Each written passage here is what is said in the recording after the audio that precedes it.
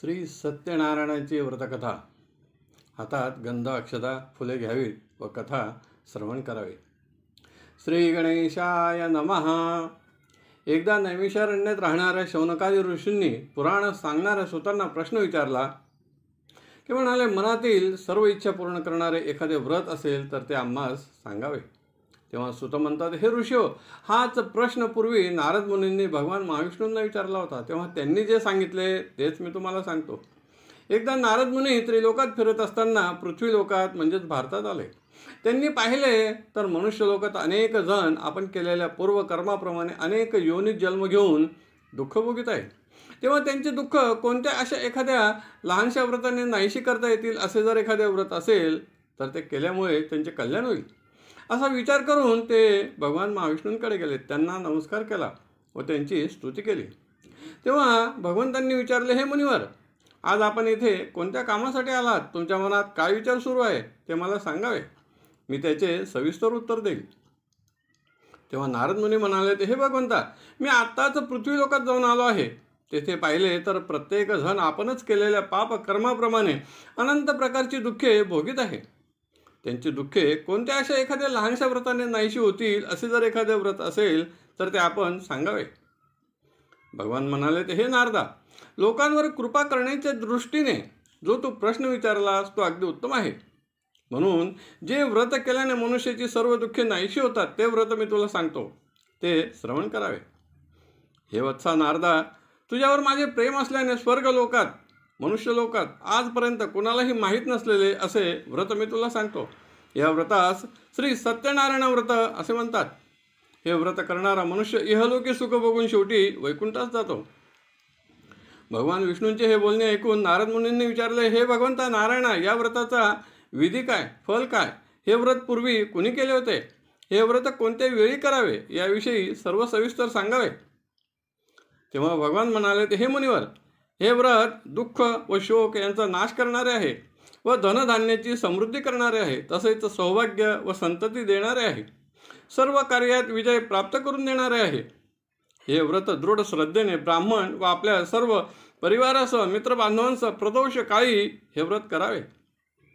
केळी, दूध, शुद्ध तूप, दूध, साखर, गव्हाचा रवा यांच्यापासून तयार केलेला प्रसाद 1.25 पावशेर 1.25 किलोच्या प्रमाणात सत्यनारायण भगवंतास अर्पण करावा. गव्हाचा रवा न मिळेल तर तांदळाचा रवा घ्यावा. साखर न मिळेल तर गूळ घ्यावा. सर्व वस्तू 1.25च्या प्रमाणात घेऊन प्रसाद तयार करून भगवंतास अर्पण करावा. श्री सत्यनारायणाचे पूजन करावे, कथा श्रवण करावे, प्रसाद ग्रहण करावा. अशा प्रकारे सत्यनारायणाचे व्रत केले असता मनुष्याच्या सर्व इच्छा पूर्ण होतात. कलियुगातील सर्व लोकांसाठी हा एक सोपा उपाय आहे. इति श्री स्कंद पुराणे रेवाखंडे सत्यनारायण व्रतकथायां प्रथमोऽध्यायः. श्रीराम जय राम, जय जय राम, हर विठ्ठल. श्री ज्ञानदेव तुकाराम, पंढरीनाथ महाराज की जय. श्री सत्यनारायण भगवान की जय. ओंजळीत घेतलेल्या अक्षता भगवंतावर टाकाव्यात व पुन्हा अक्षता घ्याव्यात. श्री गणेशाय नमः. श्री सत्यनारायणाच्या व्रतकथेचा 2रा अध्याय. भगवान म्हणाले, हे नारदा, हे व्रत पूर्वी कुणी केले होते ते सांगतो, श्रवण करावे. पूर्वी काशीनगरात एक दरिद्री ब्राह्मण राहत होता. तो रोज भिक्षा मागण्यासाठी फिरत असे. भगवंतास त्याची दया आली. त्याच्यावर कृपा करण्याच्या हेतूने भगवंतांनी वृद्ध ब्राह्मणाचे रूप घेतले व त्या ब्राह्मणासमोर प्रकट झाले. त्यास विचारले, हे ब्राह्मणा, तू रोज पृथ्वीवरती भिक्षा मागण्यासाठी का फिरतोस? ते ऐकण्याची माझी इच्छा आहे. हे वृद्ध ब्राह्मण रूपी भगवंताचे बोलणे ऐकून ब्राह्मणाने सांगितले, मी एक गरीब ब्राह्मण दरिद्री आहे. त्यामुळे मला रोज पृथ्वीवरती भिक्षा मागण्यासाठी फिरावे लागते. माझे दारिद्र्य नाहीसे करणारे जर एखादे व्रत असेल, उपाय असेल तर आपण सांगावे, मी ते अवश्य करेन. तेव्हा भगवान म्हणाले, सत्यनारायणाचे व्रत हे मनातील सर्व इच्छा पूर्ण करणारे आहे. हे व्रत केले असता मनुष्य सर्व प्रकारच्या दुःखातून मुक्त होतो. असे सत्यनारायणाचे व्रत तू करावेस. त्यास पूजनाचा सर्व विधी सांगून दिला. सत्यनारायण प्रभू त्यानंतर अदृश्य झाले. मी हे सत्यनारायणाचे व्रत अवश्य करेन असा मनात संकल्प केल्याने रात्री त्यास झोप लागली नाही. सकाळी लवकर उठला, स्नानादी कर्मे आटोपून जेथे धनिक लोक राहत होते तेथे भिक्षा मागण्यासाठी गेला. भगवंताच्या कृपेमुळे त्याला रोज जी भिक्षा मिळत होती त्यापेक्षा जास्त त्या दिवशी मिळाली. त्यातून त्याने पूजनाची सामुग्री खरेदी केली. आपल्या मित्रबांधवांसह सत्यनारायणाचे पूजन केले. त्यानंतर प्रत्येक पौर्णिमा संक्रांतीला तो सत्यनारायणाचे पूजन करू लागला. त्यामुळे तो धन धान्य ऐश्वर्याने संपन्न झाला. इहलोकी सुख बघून शेवटी वैकुंठ लोकास प्राप्त झाला. तेव्हा ऋषींनी सुतांना प्रश्न विचारला, ह्या ब्राह्मणापासून हे व्रत कुणी ऐकले व कुणी केले, ते ऐकण्याची इच्छा आहे. तेव्हा सुत म्हणतात, एकदा हा ब्राह्मण आपल्या मित्रबांधवांसह श्री सत्यनारायणाचे व्रत करीत होता. त्यावेळी एक मोळी विक्या त्या ठिकाणी आला. त्यास तहान लागली होती म्हणून मोळी बाहेर ठेवली व तो दरवाजाजवळ गेला. त्याने पाहिले ब्राह्मण पूजन करीत आहे. मोळी विक्याने त्यास विचारले, हे महाराज, आपण कोणते व्रत पूजन करीतात, हे केल्याने काय फळ प्राप्त होते ते सांगावे. ब्राह्मणाने सांगितले, मी श्री सत्यनारायणाचे पूजन करीत आहे, ज्यामुळे मी धन धान्य ऐश्वर्याने संपन्न झालोय. मोळी विक्याने सांगितले, आपण मला सर्व व्रतविधी समजून सांगावा. ब्राह्मणाने त्यास सर्व व्रतविधी समजावून सांगितला. मोळी विक्याने तेथे सत्यनारायणाचे पूजन केले, प्रसाद ग्रहण केला व पाणी पिऊन मोळी विकण्यासाठी निघून गेला. आज मला जे द्रव्य मिळेल त्यातून मी श्री सत्यनारायणाचे पूजन करेन असा निश्चय केला. ज्या ठिकाणी धनिक लोक राहत होते तेथे मोळी विकण्यासाठी गेला. भगवंताच्या कृपेने त्यास त्या दिवशी दुप्पटचे द्रव्य प्राप्त झाले. मिळालेल्या जास्तीच्या द्रव्यातून त्याने सर्व पूजनाची सामुग्री खरेदी केली. प्रसादाचे सर्व साहित्य सव्वाच्या प्रमाणात खरेदी केले व आपल्या मित्रबांधवांसह श्री सत्यनारायणाचे पूजन केले. सत्यनारायणाच्या व्रताच्या प्रभावामुळे मोळी विक्या धन धान्य ऐश्वर्याने संपन्न झाला. इहलोकी सुख बघून शेवटी वैकुंठ लोकास प्राप्त झाला. इति श्री स्कंदपुराणे रेवाखंडे श्री सत्यनारायण व्रतकथायां द्वितीयोऽध्यायः. श्रीराम जय राम हरि विठ्ठल. श्री ज्ञानदेव तुकाराम पंढरनाथ महाराज की जय. श्री सत्यनारायण भगवान की जय. हातातील गंध अक्षता फुले भगवंतावर टाकाव्यात. श्री सत्यनारायण व्रतकथेचा 3रा अध्याय. हातात गंधाक्षता फुले घ्यावीत. श्री गणेशाय नमः. फार पूर्वी उल्कामुख नावाचा राजा होऊन गेला. तो जितेंद्रिय व सत्य बोलणारा होता. एके दिवशी तो आपल्या पत्नीसह नदी तीरावरती श्री सत्यनारायणाचे पूजन करीत होता. त्याच वेळी त्या गावात राहणारा साधू आणि व्यापार करण्यासाठी दुसऱ्या ठिकाणी जात होता. पण त्याने राजास पूजन करताना पाहिले व आपला राजा काय करीत आहे हे जाणून घेण्यासाठी त्याच्याजवळ आला व त्यास विचारले, हे राजन, तुम्ही हे कोणते व्रतपूजन करीतात, हे केल्याने काय फल प्राप्त होते ते सांगावे. राजाने सांगितले, हे साधो, मला जे धनधान्य ऐश्वर्य प्राप्त झालेले आहे ते या श्री सत्यनारायणाच्या कृपेमुळे प्राप्त झालेले आहे. तसेच मला संतती नव्हती, ती देखील या व्रतामुळे प्राप्त झालेली आहे. साधुवानाने राजास विचारले, मला देखील संतती नाही, ती ह्या सत्यनारायणाच्या कृपेने प्राप्त होईल असे मला वाटते. आपण मला सर्व व्रतविधी समजावून सांगावा. राजाने त्यास व्रतविधी समजून सांगितला. साधू आणि व्यापार करण्यासाठी न जाता तो घरी परत आला. आपल्या पत्नीस सत्यनारायण व्रताचे महत्त्व सांगितले व मला संतती होईल त्यावेळी मी श्री सत्यनारायणाचे पूजन करीन असा नवस केला. लीलावती पतीची सेवा करीत आनंदाने दिवस जगत होती. भगवान सत्यनारायणाच्या कृपा प्रसादाने ती गर्भवती राहिली. 10व्या महिन्यात तिला कन्या रत्न प्राप्त झाले. ती कन्या शुक्ल पक्षातील चंद्राप्रमाणे वाढू लागली म्हणून तिचे नाव कलावती असे ठेवले. साधू आण्याच्या पत्नीने आपल्या पतीस प्रश्न विचारला, आपण सत्यनारायण भगवंतास नवस केला होता. मला संतती प्राप्त झाली की मी श्री सत्यनारायणाचे व्रत करीन. मग आपण हे व्रतपूजन का करीत नाही? हे ऐकून साधू आण्याने आपल्या पत्नीस सांगितले, मी तिच्या विवाहाच्या वेळी श्री सत्यनारायणाचे पूजन करील. अशा प्रकारे आपल्या भार्येचे समाधान करून साधू आणि व्यापार करण्यासाठी दुसऱ्या गावी निघून गेला. पुन्हा काही वर्षांनी परत आला तेव्हा त्याने पाहिले, आपली मुलगी वयाने व गुणाने मोठी झालेली आहे. आता तिचा विवाह करायला हवा. म्हणून त्याने एका दूतास आज्ञा केली. त्याप्रमाणे दूत कंचनपूर नावाच्या नगरीत गेला व सर्व गुण संपन्न अशा मुलास घेऊन आला. साधुवाणीने विधियुक्त विवाह केला, कन्यादान केले. पण त्याही वेळा तो सत्यनारायणाचे पूजन करण्याचे मात्र विसरला व व्यापार करण्यासाठी आपल्या जावयासह दुसऱ्या गावी निघून गेला. सिंधू नदीजवळ रत्नसार पुरात तो व्यापार करू लागला. भगवान सत्यनारायण प्रभूंनी जाणले, साधुवाणीने केलेला नवस हा पूर्ण करीत नाही.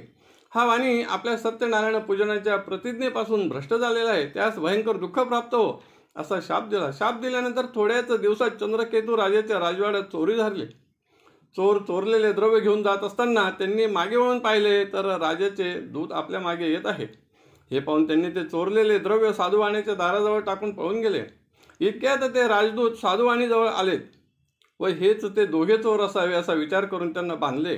राजद्रव्य घेतले व राजासमोर नेले व राजास सांगितले, हे राजन, हेच ते दोघे चोर आहेत व राजद्रव्य देखील त्यांच्याकडून आम्ही परत घेऊन आलो आहे. राजाने देखील विशेष विचार न करताना त्यांना बंदीशाळेत टाकण्याची आज्ञा केली. ते बंदीशाळेत दुःख भोगू लागले. सत्यनारायणाच्या शापामुळे साधुवाण्याच्या भार्यास देखील दुःख प्राप्त झाले. तिच्या घरातील सर्व द्रव्य चोरांनी चोरून नेले. साधुवाण्याची पत्नी व कलावती मुलगी देखील दुःखी होऊन घरोघर भिक्षा मागण्यासाठी फिरू लागले. एक दिवस ती कलावती भुकेने व्याकुळ होऊन एका ब्राह्मणाच्या घरी गेली. तेथे तिने सत्यनारायणाचे पूजन पाहिले, प्रसाद भक्षण केला. थोडा प्रसाद आपल्या मातेस दिला. तिने विचारले, हे मुली, तू इतकी रात्र होई तोपर्यंत कुठे असतीस? तुझ्या मनात काय विचार सुरू आहे? तिने सांगितले, मी एका ब्राह्मणाच्या घरी श्री सत्यनारायणाचे पूजन पाहिले, तेथे पूजन केले, प्रसाद घेतला व घरी आले. ह्या व्रतामुळे मनातील सर्व इच्छा पूर्ण होतात. हे ऐकून साधुवाण्याच्या भार्येने आपले पती व जावई लवकर परत येवत असा संकल्प करून सत्यनारायणाचे पूजन केले व सत्यनारायणास प्रार्थना केली. या व्रतामुळे सत्यनारायण प्रभू संतुष्ट झाले. त्यांनी चंद्रकेतू राजाच्या स्वप्नात जाऊन सांगितले, हे राजन, तुझे 2 साधुवांनी बंदिशाळेत टाकलेले आहेत, त्यांना सकाळी लवकर सोडून द्यावे. त्यांचे घेतलेले धन त्यांना परत द्यावे. असे जर न तू करशील तर तुझे पुत्र, राज्य यासह तुझा नाश होईल. असे राजास सांगून सत्यनारायण भगवान अदृश्य झाले. राजाने सकाळी राजदरबारात हे स्वप्न सर्वांना सांगितले व आपण जे 2 साधू आणि बंदिशाळेत टाकलेले आहेत त्यांना लवकर मुक्त करावे अशी आज्ञा दिली. दूतांनी राजाच्या आज्ञेप्रमाणे साधू आणि व त्याच्या जावयास बंधमुक्त करून राजासमोर आणले. चंद्रकेतू राजाने सांगितले, तुमच्या दैवयोगाने तुम्हाला दुःख भोगावे लागले, पण आता मी तुम्हाला मुक्त करीत आहे असे सांगितले. त्यांचे जे द्रव्य घेतले होते ते दुप्पट करून त्यांना दिले व घरी जाण्यास परवानगी दिली. दोघांनी राजास नमस्कार केला व घरी येण्यास निघाले.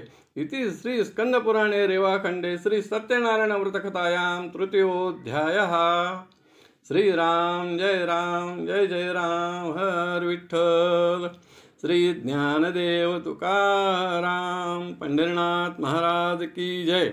श्री सत्यनारायण भगवान की जय. हातातील अक्षता भगवंतावरती टाकाव्यात.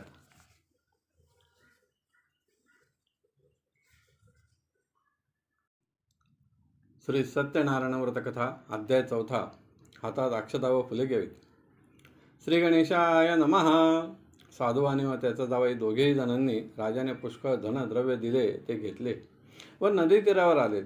सर्व धनद्रव्य नौकेत भरले. साधुवाणी थोडा दूर अंतरावरती जाऊन बसला. तेव्हा सत्यनारायण प्रभूंनी साधुवाणीची परीक्षा घेण्याचे ठरवले व संन्यासाचा वेश धारण केला. साधुवाणी जेथे होता त्या ठिकाणी भगवान गेले व साधुवाण्यास विचारले, या तुझ्या नौकेत काय आहे? तेव्हा साधुवाणी हसू लागला व संन्यास वेशधारी भगवंतास म्हणाला, संन्यासी बुवा, आमचे द्रव्य नेण्याची तुमची इच्छा आहे का? आमच्या नौकेत फक्त वेले आणि पाणी भरलेले आहेत. हे ऐकून भगवान म्हणाले, तुझे बोलणे खरे हो. असे बोलून संन्यास वेश धारण करणारे भगवान तेथून निघाले व थोड्या दूर अंतरावरती जाऊन बसले. साधुवाण्याने आपले नित्य कर्म केले व नौकेजवळ येऊन पाहतो तर काय, नौका हलकेपणामुळे वर आलेली होती. नौकेत वेली व पाणी पाहून तो साधुवाणी मूर्छित झाला. थोड्या वेळाने सावध होऊन चिंता करू लागला. तेव्हा साधुवाणीचा जावई म्हणाला, महाराज, आपण शोक का करतात? संन्यासाने जो आपणास शाप दिला आहे त्यामुळे हे सर्व झाले आहे. तो संन्यासी पाहिजे ते करण्यास समर्थ आहे. आपण त्यास शरण जाऊ. जावयाचे भाषण ऐकून साधुवाणी त्या संन्यासीजवळ गेला व सांगितले, महाराज, मी आपल्याशी खोटे बोललो आहे. मला अपराधाची क्षमा करावी. मी आपणास शरण आलो आहे. माझे द्रव्य मला पुन्हा प्राप्त करून द्यावे. भगवंतास दया आली व तथास्तु म्हटले व नंतर अदृश्य झाले. साधुवाण्याने नौकेजवळ येऊन पाहिले तो नौका पूर्वीप्रमाणे भरलेली आहे. हे पाहून तो आनंदी झाला व मला हे सत्यनारायण प्रभूंच्या कृपेमुळेच प्राप्त झाले आहे असे म्हणून तेथेच सत्यनारायणांचे पूजन केले, प्रसाद भक्षण केला व नंतर प्रयत्नाने नौका नदीत लोटली, प्रवास केला व आपल्या नगराजवळ आला. जावयास सांगितले, ही पहा माझी रत्नपुरी नगरी. असे सांगून एक दूत आपल्या घरी पाठवला. तो नगरात गेला व साधुवाण्याच्या भार्येस नमस्कार केला व सांगितले, आपले पती व जावई पुष्कळ धनद्रव्य घेऊन नगराच्या नदी तीरावर आले आहेत. त्याचवेळी योगायोगाने ती सत्यनारायणाचे पूजन करीत होती. साधुवाणीच्या भार्याने अर्धे पूजन आपल्या मुलीस करायला सांगितले व ती पतिदर्शनासाठी उत्सुक झाल्याने तिने प्रसाद देखील ग्रहण केला नाही. त्यामुळे सत्यनारायण प्रभूंनी तिचा पती असलेली नौका द्रव्यासह पाण्यात बुडवली. त्यामुळे कलावतीला तिचा पती दिसला नाही. ते शोक करू लागले व नंतर सती जाण्याचा निर्णय घेतला. इकडे साधुवाणीने सर्वांना सांगितले, नौका पुन्हा वर यावी व माझ्या इच्छा पूर्ण व्हाव्यात. मी पुन्हा सत्यनारायणाचे पूजन करीन असे सांगितले. तेव्हा आकाशवाणी झाली. भगवान आकाशवाणीने म्हणाले, हे साधुवाणी, तुझी भार्या देखील प्रसादाचा त्याग करून आली आहे. ती घरी जाऊन सत्यनारायणाचे पूजन पूर्ण करून प्रसाद भक्षण करून येईल तर तिला तिचा पती व जावई प्राप्त होतील यात संशय नाही. तिने आकाशवाणी ऐकली. घरी जाऊन सत्यनारायणाचे पूजन पूर्ण केले, प्रसाद भक्षण केला व पुन्हा नदी तीरावर येऊन पाहिले तर तिला तिचा पती व जावई दोघेही जण दृष्टीस पडलेत. कलावतीने सांगितले, आता लवकर घरी चालावे. सर्वजण घरी गेले. सत्यनारायणाचे पूजन केले व प्रसाद ग्रहण केला. त्यानंतर साधुवाणी प्रत्येक पौर्णिमा व संक्रांतीस श्री सत्यनारायणाचे पूजन करू लागला. सर्व प्रकारचे सुख भोगले व शेवटी सत्यनारायण प्रभूंच्या सत्यलोकात गेला. इति श्री स्कंदपुराणे रेवाखंडे सत्यनारायण व्रतकथायां चतुर्थोऽध्यायः. श्रीराम जय जय राम हरि विठ्ठल. श्री ज्ञानदेव तुकाराम पंढरीनाथ महाराज की जय. श्री सत्यनारायण भगवान की जय. अक्षता व फुले भगवंतावर टाकाव्यात किंवा भगवंतास अर्पण कराव्यात. श्री गणेशाय नमः. सत्यनारायण व्रतकथा अध्याय 5. हातात अक्षता व फुले घ्यावीत. सुत म्हणतात, मुनिहो, आणखी एक कथा सांगतो. पूर्वी अंगध्वज नावाचा राजा राज्य करीत होता. एकदा तो शिकार करण्यासाठी वनात गेला. तिकडून परत आला त्यावेळी त्याने पाहिले काही गवळ्याची मुले सत्यनारायणाचे पूजन करीत आहे. पण ते पाहूनही तो तेथे गेला नाही, पूजन केले नाही. तरी देखील त्यांनी प्रसाद आणून दिला. पण राजाने विचार केला, मी या गावचा राजा आहे, केळीच्या पानात प्रसाद घेणे मला योग्य नाही. म्हणून त्याने तो प्रसाद तेथेच टाकून दिला व पुढे निघून गेला. घरी गेल्यावर त्यास कळले त्याचे 100 मुले मृत्यू पावले आहेत, धनसंपत्ती नष्ट झाली आहे. हे सर्व सत्यनारायणाच्या अवकृपेमुळे झाले असेल असे राजास वाटले. म्हणून राजा पुन्हा तेथे आला. सत्यनारायणाचे पूजन केले, प्रसाद ग्रहण केला. त्यामुळे त्याचे 100 पुत्र झोपेतून जागे झाल्याप्रमाणे उठलेत. सर्व धनसंपत्ती प्राप्त झाली. त्यानंतर राजाने सुखाने राज्य केले व शेवटी वैकुंठ लोकास प्राप्त झाला. हे सर्व या सत्यनारायणाच्या पूजनामुळे झाले. म्हणून आपण सत्यनारायणाचे पूजन अवश्य करावे. जो भक्त सत्यनारायणाचे पूजन करतो त्या सत्यनारायणाच्या कृपेने धन धान्य ऐश्वर प्राप्त होते. जो दरिद्री असेल त्याला धनद्रव्य प्राप्त होते. जो बंधनात पडलेला असेल तो बंधनातून मुक्त होतो. ज्यास भीती वाटत असेल तो भीतीपासून मुक्त होतो व या लोके सर्व प्रकारचे सुख बघून शेवटी वैकुंठ लोकास प्राप्त होतो. या कलियुगात सत्यनारायणाची पूजा सर्व प्रकारचे फल देणारी आहे. या सत्यनारायण प्रभूस कुणी काल, कुणी ईश, कुणी सत्यदेव किंवा कुणी सत्यनारायण असे म्हणतात. अशा प्रकारे जो कोणी पूजन करेल, कथा श्रवण करेल, त्याची सर्व पापे सत्यनारायण प्रभूंच्या कृपेने नाहीशी होतील. सर्व प्रकारचे सुख त्यांना प्राप्त होईल. इति श्री स्कंदपुराणे रेवाखंडे सत्यनारायण व्रतकथायां पंचमोऽध्यायः. श्रीराम जय राम हरि विठ्ठल. श्री ज्ञानदेव तुकाराम पंढरीनाथ महाराज की जय. श्री सत्यनारायण भगवान की जय. अक्षता व फुले भगवंतास अर्पण करावीत.